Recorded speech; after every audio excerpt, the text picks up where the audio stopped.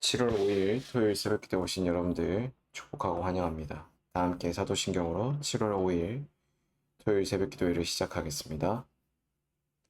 나는 전능하신 아버지 하나님 천지의 창조주를 믿습니다. 나는 그의 유일하신 아들 우리 주 예수 그리스도를 믿습니다.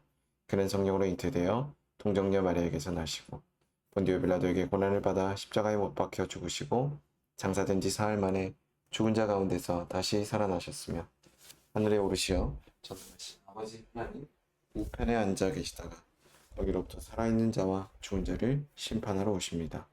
나는 성령을 믿으며 거룩한 공교회와 성도의 교제와 죄를 용서받는 것과 몸의 부활과 영생을 믿습니다. 아멘. 다 함께 찬송가 405장 주의 친절한 발에 안기세 함께 찬송하겠습니다.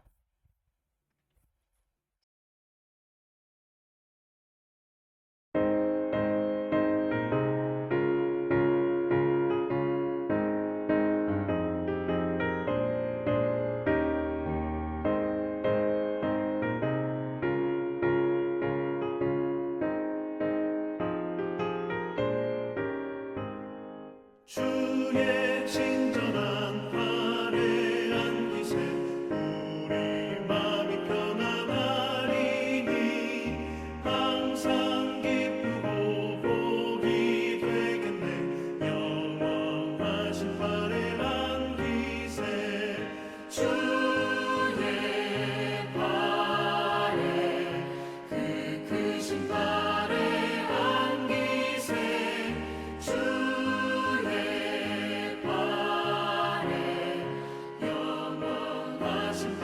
안기세 날이 갈수록 주의 사랑이 두루 광명하게 비치고 천성 가는 길 편히 가리니 영원하신 발에 안기세 주의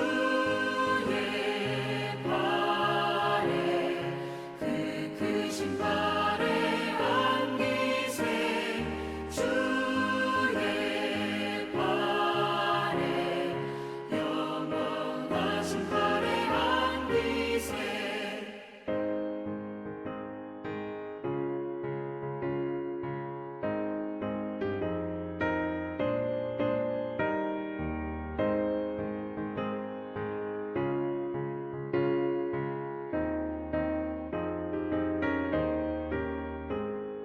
주의 보좌로 나아갈 때에 기뻐 찬미 소리 외치고 겁과 두려움 없어지니 영원하신 발에 안기세 주의 좌에 그 크신 발에 안기세 주의 좌에 영원하신 발에 안기세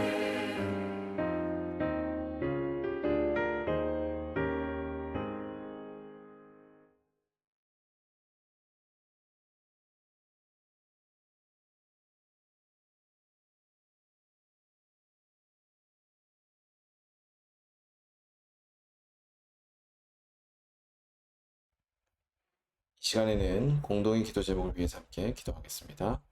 첫 번째로는 나라를 위해서 함께 기도하겠습니다. 나라를 위해서 함께 기도할 때에는 우리나라의 청년들을 위해서 함께 기도하겠습니다.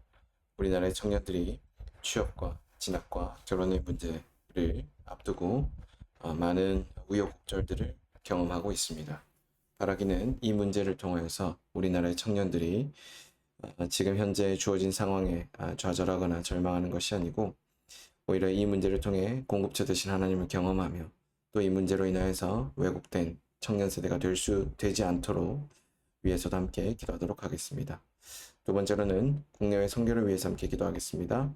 국내외 선교를 위해서 함께 기도할 때에는 복음과 상황을 위해서 함께 기도하겠습니다. 복음과 상황이 복음으로 역사와 사회를 잘 조명해 갈 수 있도록 위해서 기도해 주시고 이를 위해 수고하시는 김병렬 목사님께서도 주의 힘과 능력과 지혜를 공급받아 이 선교단체를 잘 섬겨나갈 수 있도록 또 위해서 함께 기도하도록 하겠습니다. 세 번째로는 삼성동안교회를 위해서 함께 기도하겠습니다. 삼성동안교회를 위해서 함께 기도할 때에는 주일 동안에 드려지는 예배와 모임을 위해서 또 교육자들을 위해서 함께 기도하겠습니다.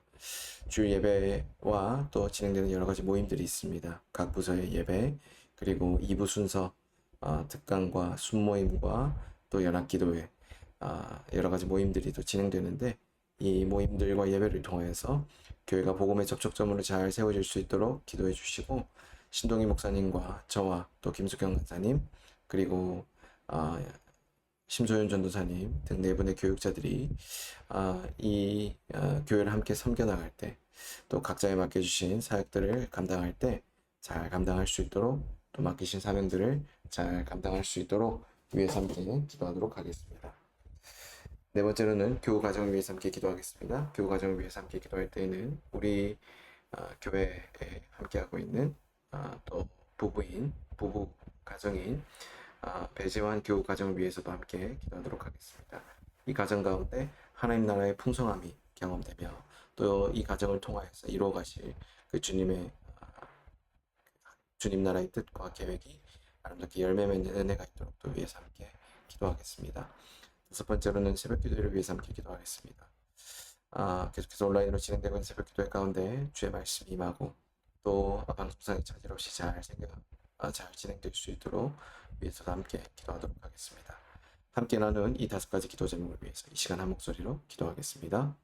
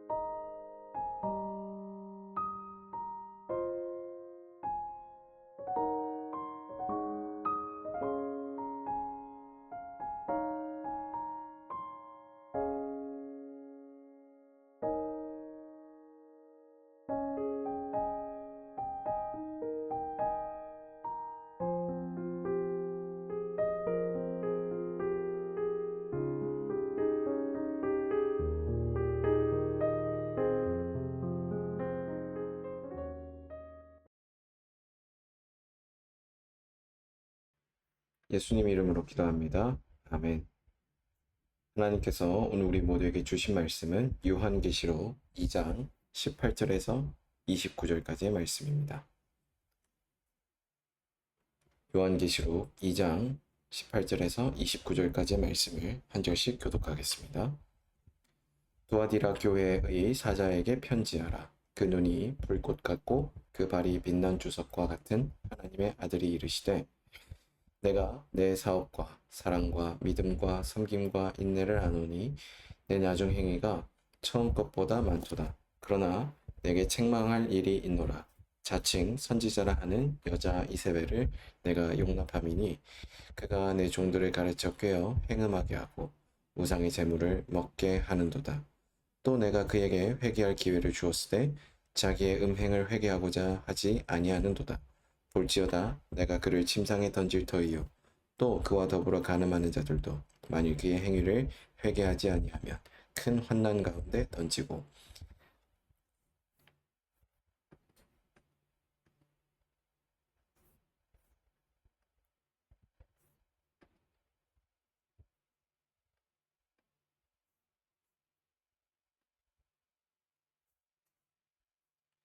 또 내가 사망으로 그의 자녀를 죽이리니 모든 교회가 나는 사람의 뜻과 마음을 살피는 자인 줄 알지라. 내가 너희 각 사람의 행위대로 갚아주리라. 두아디라에 남아있어 이 교훈을 받지 아니하고 소위 사탄의 깊은 것을 알지 못하는 너희에게 말하노니 다른 짐으로 너희에게 지울 것은 없노라. 다만 너희에게 있는 것을 내가 올 때까지 굳게 잡으라. 이기는 자와 끝까지 내 일을 지키는 그에게 만국을 다스리는 권세를 주리니 그가 절장을 가지고 그들을 다스려 질그릇 깨트리는 것과 같이 하리라. 나도 내 아버지께 받은 것이 그러하니라.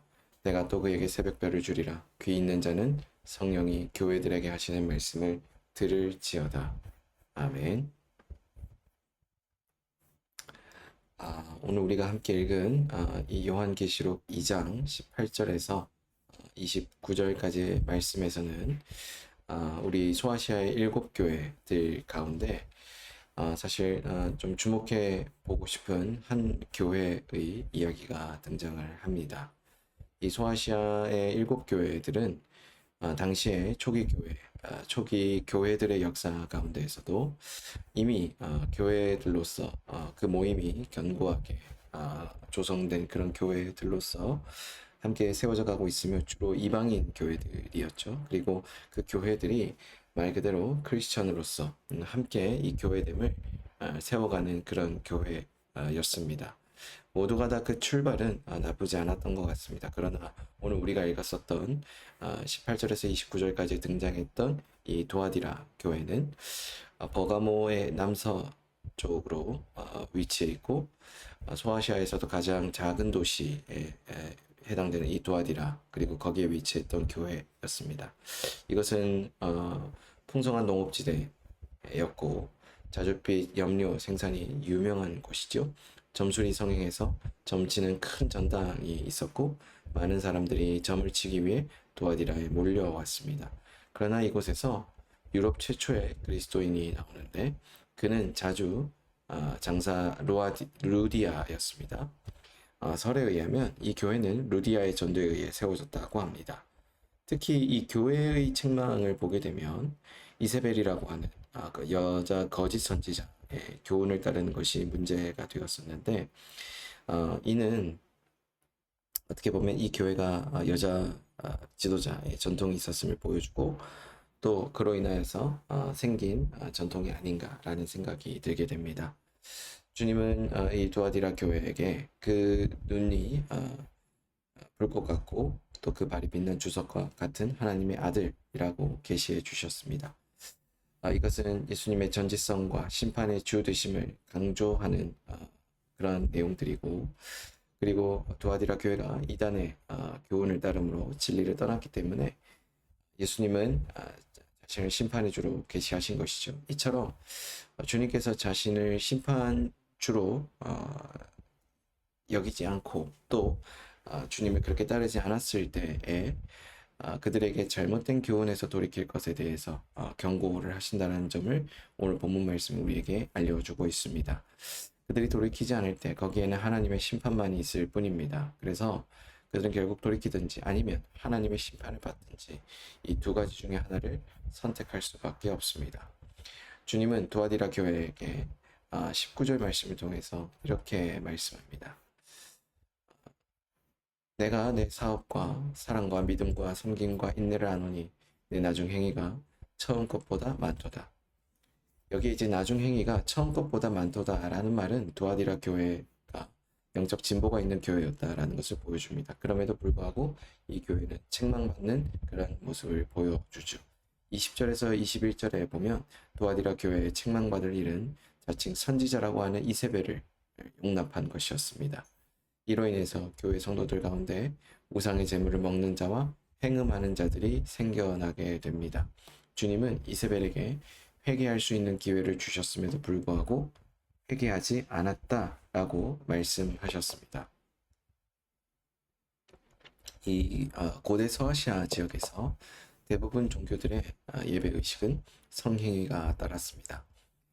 예를 들면 가나안의 주신인 바알 숭배를 보면 재단 주위에 성스러운 어떤 상징물들을 두게 되고 아세라와 남성을 상징하는 마세바의 기둥을 세워놓고 또 그 뒤에 남창과 또 여창, 공창이죠.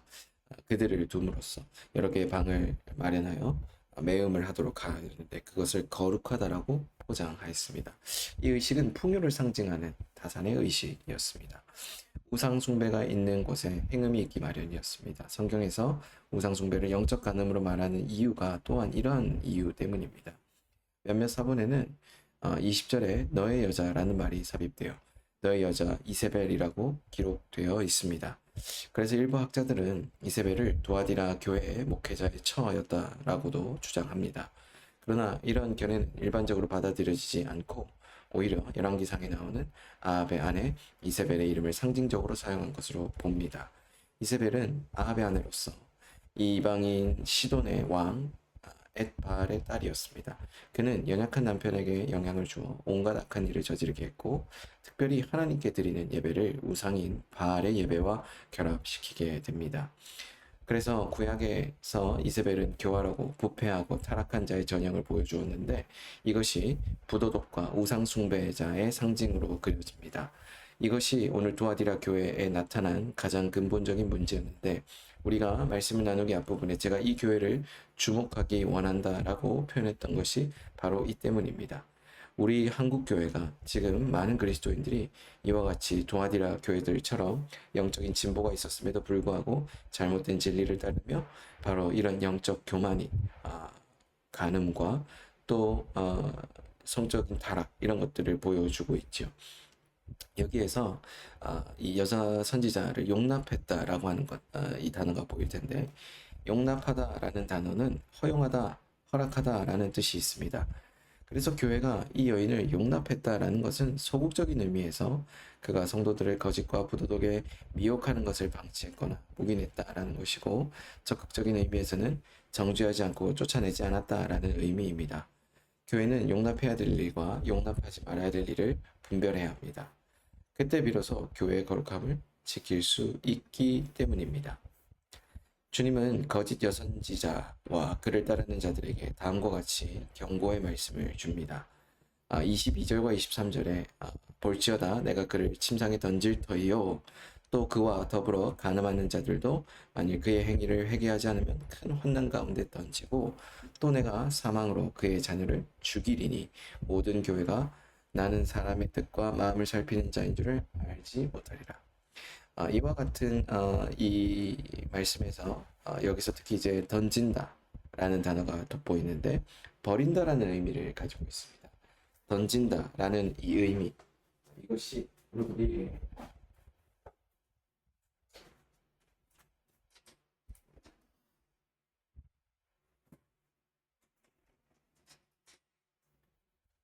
어쩌면 이 버린다라는 이 의미가 가지고 있는 뜻은 바로 하나님께서 우리를 향하여서 심판의 메시지를 던질 때 우리에게 직접적으로 어떤 종류의 심판이 임할 것인지를 명시적으로 보여주는 것입니다. 다음으로 주님은 거짓 교훈을 따르지 않는 경건한 자들에 대해서도 말씀을 주십니다.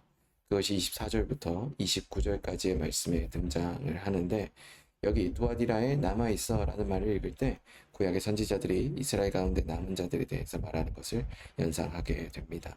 선지자들이 말한 남은 자들은 부패한 이스라엘 신앙 가운데서도 끝까지 그들의 본질을 지켰던 신앙을 지켰던 자들을 가리킵니다.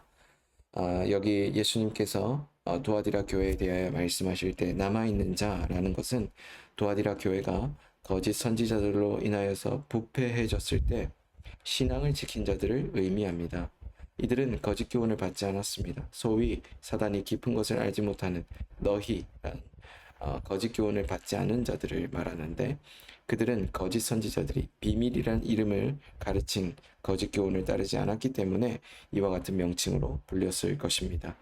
여기 이 비밀을 사단의 깊은 것이라고 말한 것은 거짓 선지자가 성도들을 유혹하기 위해 사용한 거짓 교훈이라는 뜻입니다. 어떤 사람은 사단의 깊은 것, 이런 것들을 영지주의 가르침일 것이라고도 말합니다.